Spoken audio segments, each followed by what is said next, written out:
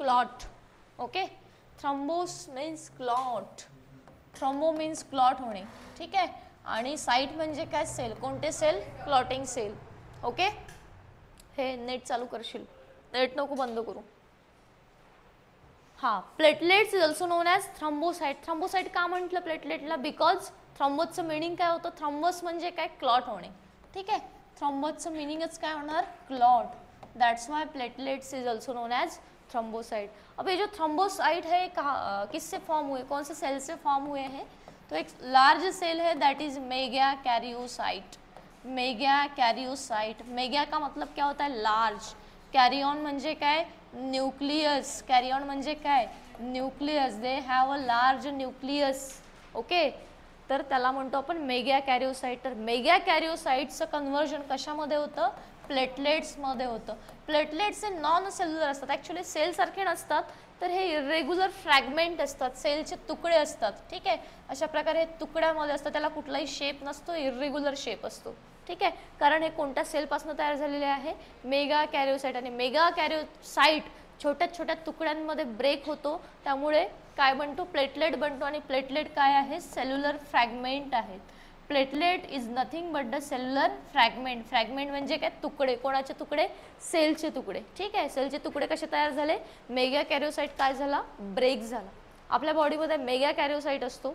Mega कॅरियोसाइटपासून काय बनतात? Platelets बनतात. आणि प्लेटलेट्स काय आहेत? सेल्युलर फ्रॅगमेंट आहेत. इरेग्युलर शेप आहे त्याचा. कसा शेप आहे? इरेग्युलर शेप आहे.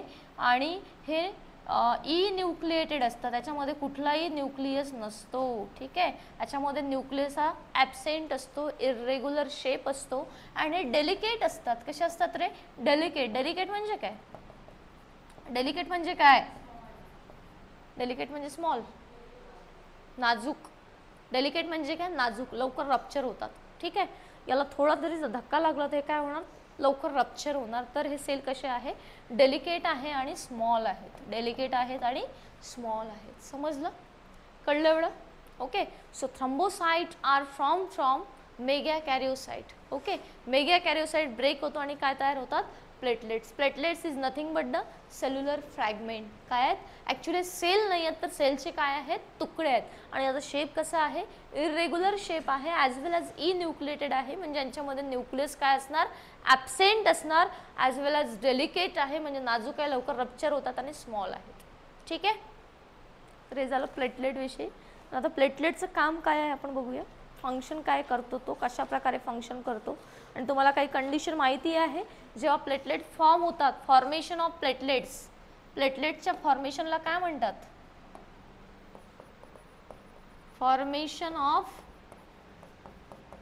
Platelets is called thrombopoiesis. Okay, number increase होत असेल तर, नंबर इन्क्रीज होत असेल तर थ्रोम्बोसाइटोसिस. थ्रोम्बोसाइटोसिस. नंबर डिक्रीज होत असेल तर थ्रोम्बोसाइटोपेनिया. डेंग्यू होतो ना आपल्याला, तेव्हा हा थ्रोम्बोसाइटोपेनिया होतो. काय होतो? थ्रोम्बोसाइटोपेनिया. म्हणजे डेंग्यू कंडिशनमध्ये जो प्लेटलेटचा नंबर आहे तो काय होतो? डिक्रीज होतो. नॉर्मल ह्यूमन ब्लडमध्ये नॉर्मली ओके किती काउंट असतो, म्हणजे किती प्लेटलेट्स असतात ह्यूमनच्या ब्लडमध्ये? तर 4 किती असतात रे? 2.5 to 4.5 lakh. 2.5 to 4.5 lakh. Okay, per cubic mm of blood. ब्लडच्या एवढ्याशा क्युबिक mm मध्ये, म्हणजे क्यूब मिलीमीटरमध्ये किती प्लेटलेट्स असतात? तर 2.5 टू 4.5 लॅक्स असतात. म्हणजे बघा, RBC सगळ्यात जास्त होते. सगळ्यात जास्त कोण? RBC. RBC कशा होत्या? लॅकमध्ये, सॉरी, RBC कशा होत्या? मिलियनमध्ये होत्या. RBC कशा होत्या? मिलियनमध्ये. त्यानंतर कोण होतं? प्लेटलेट्स. आणि त्यानंतर सगळ्यात लिस्ट WBC. हा क्वेश्चन तुम्हाला CET मध्ये विचारला जातो. सगळ्यात जास्त कोण? RBC. त्यापेक्षा कमी प्लेटलेट्स आणि त्यापेक्षा कमी WBC. ठीक आहे, WBC 1000 मध्ये, प्लेटलेट लॅक्स मध्ये आणि RBC मिलियन मध्ये. ठीक आहे, तर हा क्वेश्चन विचारला जाईल, लक्षात ठेवा. आलं लक्षात? ब्लड मध्ये जर सगळ्यात जास्त कोणते सेल असतील तर मोस्ट अबंडंट सेल म्हणजे कोण? RBC. किती असतात? मिलियन. देन प्लेटलेट्स लॅकमध्ये आणि WBC 1000मध्ये. ठीक आहे. नॉर्मल काउंट लक्षात ठेवायचं. ह्या ज्या झाल्या ह्या तुमच्या ॲबनॉर्मल कंडिशन आहे. नंबर इन्क्रीज होत असेल तर थ्रोम्बोसायटोसिस, नंबर डिक्रीज होत असेल तर थ्रोम्बोसायटोपेनिया. आणि कोणत्या कंडिशनमध्ये हे होतं तर कंडिशन तुम्हाला दिलेली आहे. थ्रोम्बोसायटोपेनिया जो आहे हा इंटरनल ब्लिडिंग जर होत असेल तर काय होतो? थ्रोम्बोसायटोपेनिया. ऑब्व्हियसली ब्लड लॉस होतं ना. इंटरनल ब्लिडिंग होणे म्हणजे काय? त्यामध्ये त्या ब्लडमध्ये काय असतं? प्लेटलेट्स असतात. म्हणजे प्लेटलेट सुद्धा काय होतात? लॉस होतात. अशा वेळी काय होतो? थ्रोम्बोसायटोपेनिया. ठीक आहे. समज माहित ना? येस और नो? एस.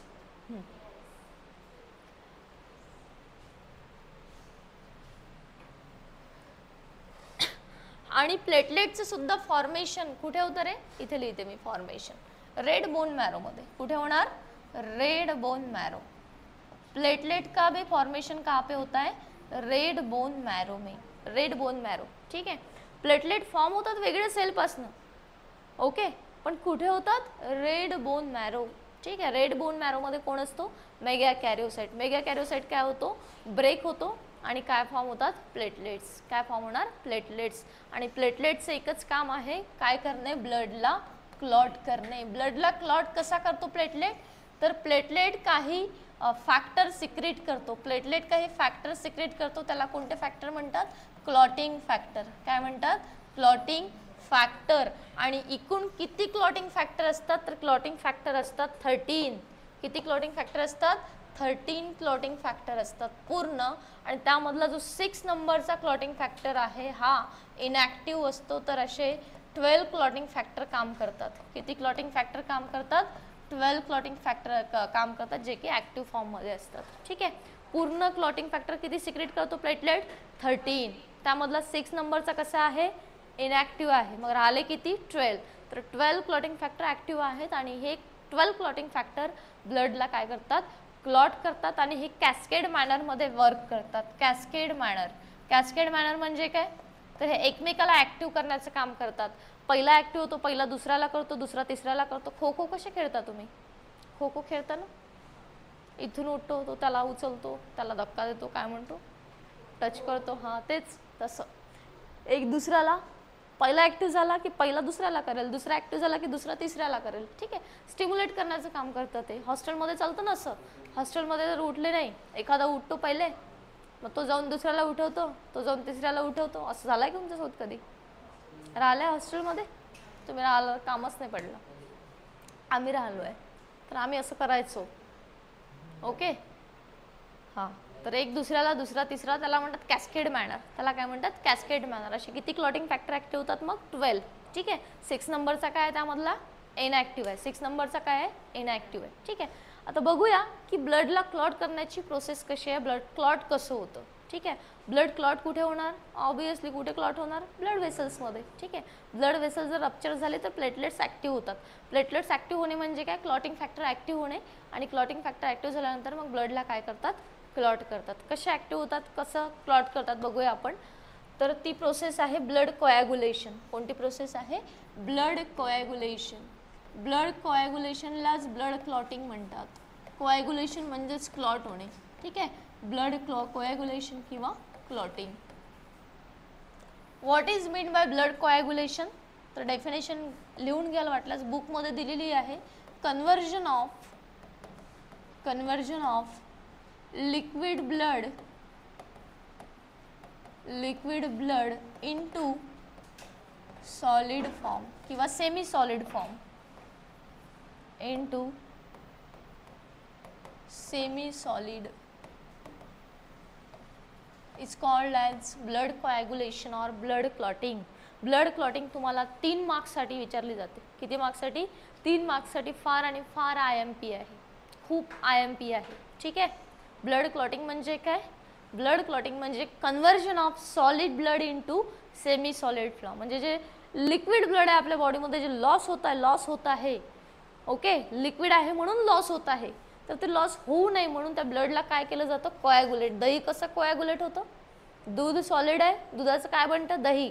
तर दही कसं कोॲग्युलेट होतं?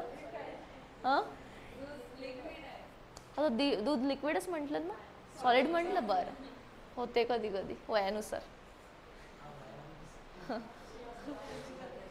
हां, स्लिप ऑफ टंग होत राहते. ठीक आहे, दूध काय आहे, लिक्विड आहे आणि दुधाचा सॉलिड फॉर्म म्हणजे कोणता, दही.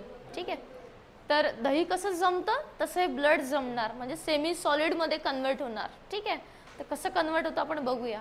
लिक्विड ब्लड सेमी सॉलिडमध्ये कसं कन्वर्ट होणार, तर या कन्व्हर्जनला आपण काय म्हणतो, हां या कन्व्हर्जनला आपण काय म्हणतो, ब्लड क्लॉटिंग. काय म्हणणार, ब्लड क्लॉटिंग. ठीक आहे, आता ही जी ब्लड क्लॉटिंग प्रोसेस आहे ही इनिशिएट होते by contact of blood with any foreign surface.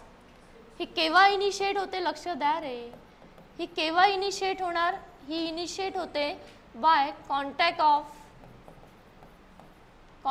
Of blood with any foreign surface किंवा foreign particle, any foreign particle. ठीक आहे, जर ब्लडचा कॉन्टॅक्ट कोणासोबत आला, फॉरेन पार्टिकल सोबत आला, किंवा आपल्या टिश्यूला काय झालेली आहे, इंज्युरी झालेली आहे, टिश्यू काय झाला, डॅमेज झाला. पहिले टिश्यू डॅमेज होतो, देन ब्लड वेसल्स डॅमेज होते. ब्लड वेसल्स आतमध्ये असते ना, वरती काय असतो, टिश्यू असतो. तर टिश्यू डॅमेज झाला किंवा ब्लड वेसल डॅमेज झाली तर ही जी प्रोसेस आहे ब्लड क्लॉटिंगची ही काय होते, इनिशिएट होते. तशी इनिशिएट नाही होणार, आपोआप इनिशिएट होणार का, का प्लेटलेट का तेच काम करेल का बॉडीच्या बॉडीमध्ये ब्लडला क्लॉट करणे, तसा काम करत नाही तो. त्याला जर धक्का लागला प्लेटलेटला तरच तो झोपेतून उठतो. ठीक आहे, कारण तो डेलिकेट असतो प्लेटलेट. प्लेटलेट रप्चर झाल्यानंतरच तिथे ब्लड काय होणार, क्लॉट होणार. आणि सगळ्यात पहिले प्लेटलेटच रप्चर होतात का, कारण प्लेटलेट्स ह्या थोड्या नाजूक असतात as compare to RBC and WBC. WBC तर बिलकुल नाजूक नाही आहे, तीच तर फाईट करते. आलं लक्षात. तर सगळ्यात नाजूक कोण आहे, ब्लड सेलपैकी प्लेटलेट्स आहे. प्लेटलेट्स रप्चर झाली केव्हा रप्चर होणार, फॉरेन सरफेसच्या कॉन्टॅक्टमध्ये आल्यानंतर. मग आता इथे फॉरेन सरफेस म्हणजे आपल्याला इंजुरी सुद्धा होऊ शकते. अशा वेळेस मग बाहेरचे फॉरेन पार्टिकल कुठे येतात, बॉडीमध्ये शिरतात. ठीक आहे, तर तशा वेळेस आपली जी ब्लड क्लॉटिंग प्रोसेस आहे ही काय होते, इनिशिएट होते, म्हणजे सुरू होते. आता काय होतं बघा, तर लक्षात ठेवा याच्यामध्ये दोन पाथवे आपल्याला बघायचे, इंट्रेन्सिक आणि एक्सट्रेन्सिक. लक्षात येते मी काय म्हणत आहे, इथे किती क्लॉटिंग फॅक्टर काम करणार, इथे किती क्लॉटिंग फॅक्टर काम करणार, 12. का 12, कारण जो 6 नंबरचा आहे तो काय आहे, इनॅक्टिव्ह आहे, तो काम करत नाही. तो कसा आहे, इनॅक्टिव्ह आहे. त्यामुळे 12च फॅक्टर कन्सिडर केले जातात आणि 12च फॅक्टर क्लॉटिंगमध्ये वर्क करतात. ठीक आहे, तर कसे वर्क करतात आपण बघूया. सगळ्याच्या सगळे काय दिलेले आहे, थोडेफार तुमच्या बॉडीमध्ये दिलेलं आहे ते आपण बघूया. तर दोन पाथवेमध्ये होतं, दोन पाथवे कोणते, एक्सट्रेन्सिक आणि इंट्रेन्सिक. एक्सट्रेन्सिक आणि इंट्रेन्सिक, लक्ष द्या. एक्सट्रेन्सिक pathway and intrinsic pathway. Extrinsic pathway and intrinsic pathway. काय आहे extrinsic and intrinsic?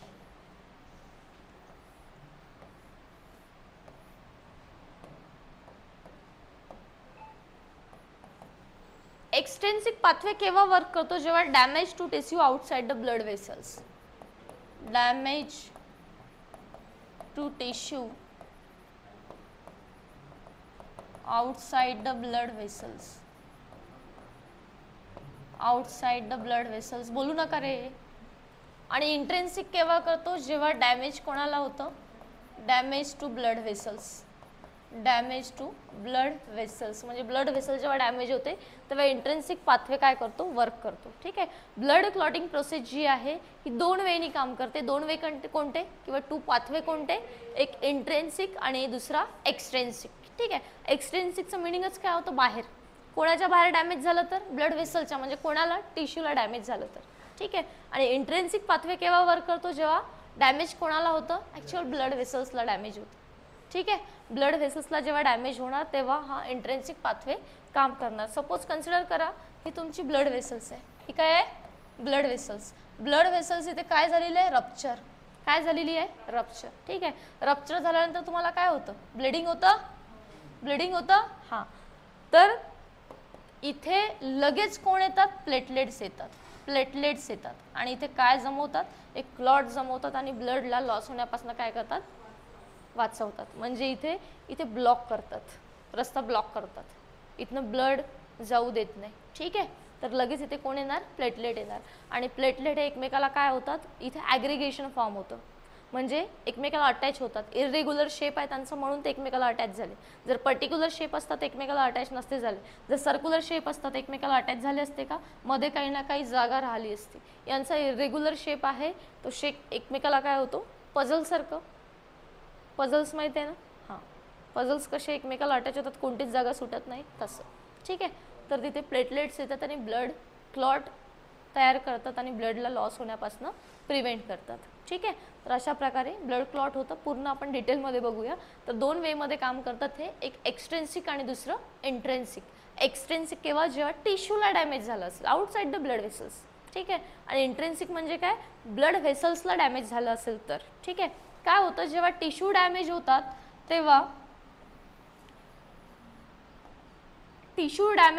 तेव्हा एक फॅक्टर रिलीज होतो, दॅट इज थ्रोम्बोप्लास्टिन. कोणता फॅक्टर आहे तो, थ्रोम्बोप्लास्टिन. थ्रोम्बोप्लास्टिन हा सुद्धा क्लॉटिंग फॅक्टर आहे. थ्रोम्बोप्लास्टिन कोणता फॅक्टर आहे, क्लॉटिंग फॅक्टर आहे. टिश्यू एक फॅक्टर रिलीज करतो, कोणता, थ्रोम्बोप्लास्टिन. कोणता फॅक्टर रिलीज करतो, थ्रोम्बोप्लास्टिन. आणि हा जो थ्रोम्बोप्लास्टिन आहे, हा जो इनॅक्टिव्ह जो फॅक्टर आहे नंबर 10, इनॅक्टिव्ह फॅक्टर नंबर 10 नंबरचा जो इनॅक्टिव्ह फॅक्टर आहे त्याला काय करतो, हा ॲक्टिव्ह करतो. त्याला काय करणार, ॲक्टिव्ह करणार. आणि ॲक्टिव्ह जो 10 नंबरचा फॅक्टर आहे त्याचा ॲक्टिव्ह फॉर्म आहे एक्से. एक्सेस दिला आहे का, काही बुकमध्ये एक्से दिलेला आहे, तुमच्या बुकमध्ये दिला आहे का रे एक्से. ओके, कळत आहे मी तुम्हाला काय म्हणते. जेव्हा काय डॅमेज झाला, टिश्यू. काय डॅमेज झाला, टिश्यू. टिश्यू डॅमेज झाला म्हणजे टिश्यू रप्चर झालं. टिश्यूमध्ये कुठला फॅक्टर रिलीज होतो, थ्रोम्बोप्लास्टिन. काय रिलीज होतो, टिश्यू काय रिलीज करतो, थ्रोम्बोप्लास्टिन. हा जो थ्रोम्बोप्लास्टिन आहे हा कोणाला जाऊन ॲक्टिव्ह करतो, जो 10 नंबरचा फॅक्टर आहे जो इनॅक्टिव्ह फॉर्ममध्ये आहे त्याला ॲक्टिव्ह करतो. आणि 10 नंबरचा जो फॅक्टर आहे तो काय होणार, ॲक्टिव्ह होणार. ॲक्टिव्ह कोणामुळे झाला, थ्रोम्बोप्लास्टिनमुळे. थ्रोम्बोप्लास्टिन कोणी रिलीज केला, टिश्यू. समजत आहे, समजलं. टिश्यू रप्चर झालेला आहे. टिश्यू रप्चर झाल्यानंतर टिश्यूमधनं एक फॅक्टर बाहेर पडणार, कोणता, थ्रोम्बोप्लास्टिन. आणि थ्रोम्बोप्लास्टिन जाऊन कोणाला ॲक्टिव्ह करणार, ॲक्टिव्ह फॅक्टर नंबर 10. कोणत्या फॅक्टरला ॲक्टिव्ह करणार, 10. ठीक आहे, आता हा सुद्धा काही वेगळं काम करतो. आता हा काय काम करतो बघा. आता जेव्हा ब्लड व्हेसल्स रप्चर होते, तेव्हा याचे जे फॅक्टर आहे हे कॅस्केड मॅनरमध्ये काम करतात, कॅस्केड मॅनरमध्ये. ठीक आहे, कॅस्केड मॅनर म्हणजे काय, तर मी तुम्हाला सांगितलेलं आहे कॅस्केड मॅनर. इथं पहिलेपासनं फॅक्टर रिलीज होणार, पहिलेपासनं, पहिला दुसऱ्याला, दुसरा तिसऱ्याला, तिसरा चौथ्याला, जोपर्यंत 10 नंबरचा फॅक्टर ॲक्टिव्ह होत नाही. याचं एम काय आहे की हा डायरेक्ट कोणाला ॲक्टिव्ह करायचं, याला 10 नंबरला. तर हा डायरेक्ट करतो का, नाही. हा काय करणार, पहिल्याला ॲक्टिव्ह करणार, पहिला दुसऱ्याला, दुसरा तिसऱ्याला, तिसरा चौथ्याला, असं करत करत कुठपर्यंत, 10व्या फॅक्टरपर्यंत. आणि अल्टिमेटली मग कुठला फॅक्टर ॲक्टिव्ह होणार, 10वा. कळलं का, समजलं. इथे तसं नाही होतं. इथे डायरेक्टली टिश्यूमधनं कुठला फॅक्टर रिलीज होतोय, थ्रोम्बोप्लास्टिन. आणि थ्रोम्बोप्लास्टिन कोणाला ॲक्टिव्ह करतोय, फॅक्टर नंबर 10ला. इथे तसं होत आहे का, इथे तसं नाही होतं. इथे पहिलेपासून होतं, पहिला दुसऱ्याला, दुसरा तिसऱ्याला, तिसरा चौथ्याला, असं करत करत कुठपर्यंत, 10व्या फॅक्टरपर्यंत. आणि 10वा फॅक्टर एकदा ॲक्टिव्ह झाला की हा काय करतो बघा, हा कॅल्शियमच्या मदतीने एक एन्झाईम रिलीज करतो. त्या एन्झाईमचं नाव आहे प्रोथ्रॉम्बिनेज. प्रोथ्रॉम्बिनेज ज्याच्याही शेवटी ASE येत असेल, दॅट इज एन्झाईम. ओके, याच्या शेवटी काय आहे, लास्टमध्ये काय, ASE म्हणजे काय असणार, एन्झाईम. हा एन्झाईम कोणी रिलीज केला, फॅक्टर नंबर 10. कोणाच्या मदतीने, with the help of calcium ions. म्हणजे कॅल्शियमची मदत घेतो आणि काय बनवतो, एक एन्झाईम बनवतो, दॅट इज प्रोथ्रॉम्बिनेज. आता प्रोथ्रॉम्बिनेजचं काम काय आहे बघा. प्रोथ्रॉम्बिनेज काय करतो, तर प्रोथ्रॉम्बिनेज जो आहे, इथपर्यंत आलं लक्ष तुमच्या. ही डायग्राम तुम्हाला लिहायची आहे, म्हणजे डायग्राम एक्झाममध्ये येऊ शकते, IMP डायग्राम आहे. ठीक आहे, आणि याला तुम्हाला एक्सप्लेन पण करायचं आहे. प्रोथ्रॉम्बिनेज क्या करता है, देखो अभी. प्रोथ्रॉम्बिनेज जाकर प्रोथ्रॉम्बिन जो फैक्टर है, प्रोथ्रॉम्बिन जो फैक्टर है जो कि इनएक्टिव है, प्रोथ्रॉम्बिन जो कि इनएक्टिव है, आपल्या ब्लडमध्येच प्रेझेंट असतो प्रोथ्रॉम्बिन. कुठे प्रेझेंट असतो? प्रोथ्रॉम्बिन. हा सुद्धा क्लॉटिंग फॅक्टर आहे, पण तो कसा असतो? इनॅक्टिव्ह. जो प्रोथ्रॉम्बिनेज आहे, प्रोथ्रॉम्बिनेज त्याला येऊन काय करतो? ॲक्टिव्ह करतो. आणि त्याचा ॲक्टिव्ह फॉर्म म्हणजे थ्रॉम्बिन. त्याचा ॲक्टिव्ह फॉर्म म्हणजे कोणता? थ्रॉम्बिन. थ्रॉम्बिन हा प्रोथ्रॉम्बिनचा कोणता फॉर्म आहे? ॲक्टिव्ह फॉर्म आहे. समजलं मी काय म्हटलं? समजलं का? जो 10 नंबरचा फॅक्टर आहे तो कॅल्शियमच्या मदतीने एक एन्झाईम बनवतो. कोणता? प्रोथ्रॉम्बिनेज. प्रोथ्रॉम्बिनेज येऊन कोणाला ॲक्टिव्ह करतो? जो प्रोथ्रॉम्बिन इनॅक्टिव्ह फॉर्ममध्ये आहे त्याला काय करतो? ॲक्टिव्ह करतो. आणि प्रोथ्रॉम्बिनचा ॲक्टिव्ह फॉर्म कोणता? थ्रॉम्बिन. ठीक आहे. आता थ्रॉम्बिन काय करणार बघा. थ्रॉम्बिन जो आहे तो दुसऱ्या फॅक्टरला ॲक्टिव्ह करतो. दुसरा फॅक्टर कोणता? तर त्या फॅक्टरचं नाव आहे फायब्रिनोजन. फायब्रिनोजन हा येऊन थ्रॉम्बिन येऊन फायब्रिनोजन जो आहे फायब्रिनोजनला कन्वर्ट करतो फायब्रिनमध्ये. फायब्रिनोजन म्हणजे असे धागे असतात. ओके. फायब्रिनोजन म्हणजे काय? असे धागे असतात. फायब्रिनोजन सुद्धा क्लॉटिंग फॅक्टर आहे. फायब्रिनोजन सुद्धा कसं आहे? क्लॉटिंग फॅक्टर आहे. आणि फायब्रिनोजन हा सोल्युबल आहे. कसा आहे? सोल्युबल. आणि हा जो फायब्रिन तयार झाला इथे हा कसा आहे? इनसोल्युबल आहे. कसा आहे? इनसोल्युबल. आणि फायब्रिन तयार झालं की फायब्रिन काय करतो? इथे एक मेश तयार करतो अशा प्रकारे. म्हणजे या फायबरला असा गुंतवतो आणि याच्यामध्ये काही डेड अँड डॅमेज टिश्यू सुद्धा असतात ते सुद्धा इथे अडकतात. आणि अशा प्रकारे इथे काय फॉर्म होतो? क्लॉट फॉर्म होतो किंवा थ्रॉम्बस फॉर्म होतो किंवा त्याला मेश म्हणतात. काय म्हणतात? मेश म्हणतात. ठीक आहे. अशा प्रकारे क्लॉटिंग होतं, ब्लड क्लॉट होतं. समझ में आया? समजलं? एस और नो? एस और no? Yes. I repeat, blood clotting. What is blood clotting? What is blood clotting? Conversion of liquid blood into semi-solid form. ठीक आहे? Semi solid form. आता ही जी प्रोसेस आहे ब्लड क्लॉटिंग किंवा ब्लड कोॲग्युलेशन ही केव्हा initiate होणार? जेव्हा ब्लडचा कॉन्टॅक्ट कोणासोबत येणार? एनी फॉरेन सरफेस सोबत. ठीक आहे. तर दोन पाथवेमध्ये होतं. एक पाथवे कोणता? इंट्रेन्सिक. आणि दुसरा कोणता आहे? एक्सट्रेन्सिक. एक्सट्रेन्सिक पाथवे केव्हा वर्क करणार? जेव्हा टिश्यू काय झालेला आहे? डॅमेज. म्हणजे outside the blood vessels. Blood vessels इथे डॅमेज नाही झाली. कोण डॅमेज झाला? टिश्यू डॅमेज झाला. आणि इंट्रेन्सिक पाथवे कोणत्या कंडिशनमध्ये वर्क करणार? जेव्हा काय डॅमेज झालेले आहे? Blood vessels. तुम्हाला माहिती आहे ब्लड वेसल डॅमेज झाली म्हणजे ब्लड वेसल्समध्ये कोण आहे? प्लेटलेट्स. आणि प्लेटलेट्स कसे आहे? डेलिकेट. तर ब्लड वेसल्स काय होते? रप्चर होते. ठीक आहे. ब्लड वेसल्स रप्चर झाली म्हणजे प्लेटलेट्स रप्चर झाला. प्लेटलेट्स रप्चर झाला तर तो काय करतो? त्याचे जे क्लॉटिंग फॅक्टर आहे ते ॲक्टिव्ह होतात आणि ते ॲक्टिव्ह होऊन एकमेकाला ॲक्टिव्ह करत राहतात आणि फायनली ते कोणाला ॲक्टिव्ह करतात? Factor number 10. ठीक आहे. बाकीची प्रोसेस कॉमन आहे दोघांमध्ये. ठीक आहे. इथपर्यंत वेगळी आहे. जो इनॅक्टिव्ह फॅक्टर नंबर 10 आहे इथपर्यंत थोडी वेगळी आहे, इथून सेम आहे. ठीक आहे. तर इंट्रेन्सिक पाथवे बघा, एक्सट्रेन्सिक पाथवे बघा केव्हा वर्क करणार? जेव्हा टिश्यू डॅमेज झाला आहे. तर डॅमेज टिश्यू काय सिक्रेट करतो? काय रिलीज करतो? थ्रोम्बोप्लास्टिन. थ्रोम्बोप्लास्टिन सुद्धा क्लॉटिंग फॅक्टर आहे. आणि थ्रोम्बोप्लास्टिन जो आहे तो फॅक्टर नंबर 10 ला काय करणार? ॲक्टिव्ह करणार. आणि फॅक्टर नंबर 10 ॲक्टिव्ह झाल्यानंतर कॅल्शियम सोबत मिळून काय तयार करतो? तो एक एन्झाईम रिलीज करतो दॅट इज प्रोथ्रॉम्बिनेज. इकडे सुद्धा तसंच आहे. इकडे ब्लड वेसल्स रप्चर झाली आहे तर इथले ब्लड वेसल्समध्ये रप्चर झाली म्हणजे प्लेटलेट्स रप्चर झाला. प्लेटलेट्स रप्चर झाल्यामधले प्लेटलेट्समधले काय बाहेर पडतात? Clotting factor. आणि हे क्लॉटिंग फॅक्टर सगळे इनॅक्टिव्ह असतात. हे एकमेकाला काय करत राहतात? ॲक्टिव्ह करत राहतात. काय करत राहतात? ॲक्टिव्ह. ठीक आहे. तर कुठपर्यंत ॲक्टिव्ह करतात? Factor number 10. मग फॅक्टर नंबर 10 ॲक्टिव्ह झाला की हा सुद्धा प्रोथ्रॉम्बिनेज सिक्रेट करतो. आणि प्रोथ्रॉम्बिनेज जाऊन कोणाला ॲक्टिव्ह करतो? प्रोथ्रॉम्बिन जो इनॅक्टिव्ह आहे त्याला ॲक्टिव्ह करतो कोणत्या फॉर्ममध्ये? थ्रॉम्बिनमध्ये. थ्रॉम्बिन काय करणार? थ्रॉम्बिन कोणाला ॲक्टिव्ह करणार? फायब्रिनोजनला.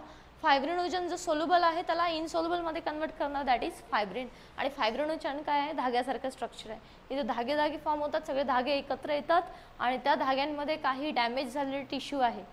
रप्चर होत आहे ना, ब्लड व्हेसल्सला आणि टिश्यूला डॅमेज झाला आहे ना, मग काही सेलसुद्धा त्याच्यामध्ये डॅमेज झाले असतील ना, ते सगळे सेलसुद्धा याच्यामध्ये अडकतात. डॅमेज झालेले सेल अडकतात आणि फायनली ते काय तयार होतं? एक क्लॉट फॉर्म होतो. त्यालाच आपण थ्रॉम्बस म्हणतो किंवा त्यालाच मेश म्हणतात. ठीक आहे. तर अशा प्रकारे क्लॉटिंगची प्रोसेस होते. समजलं? Yes or no? ठीक आहे. तर आपण आज प्लेटलेट्स बघितलं. Platelets is also known as thrombocyte. Okay, and थ्रम्बोचं मिनिंगच क्लॉट होतं. Formation of platelets is called as thrombopoiesis and thrombocytes form from megakaryocyte. And platelets is nothing but the cellular fragment. काय आहेत प्लेटलेट्स? सेल्युलर फ्रॅगमेंट आहे. जर number decrease होत असेल तर त्या प्रोसेसला आपण काय म्हणतो? थ्रम्बोसाइटोपेनिया. आणि इंक्रीज होत असेल तर थ्रम्बोसाइटोसिस. कहाँ पे होता है प्लेटलेट का फॉर्मेशन? रेड बोन मॅरोमध्ये. कुठे होतो? रेड बोन मॅरोमध्ये. ठीक आहे. आणि प्लेटलेट काय सिक्रेट करतात? Clotting factor. एकूण किती क्लॉटिंग फॅक्टर आहे? 13 आहे. 13 पैकी जो 6 नंबरचा आहे तो काय आहे? इनॅक्टिव्ह आहे. ठीक आहे. हे जे क्लॉटिंग फॅक्टर आहे हे ब्लडला क्लॉट करण्यामध्ये काय करतात? हेल्प करतात. ब्लड कोॲग्युलेशन सुद्धा आपण बघितलं. ब्लड कोॲग्युलेशन म्हणजे काय? Conversion of liquid blood into semi solid. कसं होतं हे डायग्राम लक्षात ठेवाल, फ्लो चार्ट लक्षात ठेवाल आणि याला एक्सप्लेन सुद्धा करायचं आहे. आज एवढी संख्या कमी का बरं आहे? संख्या कमी का आहे? झोपले?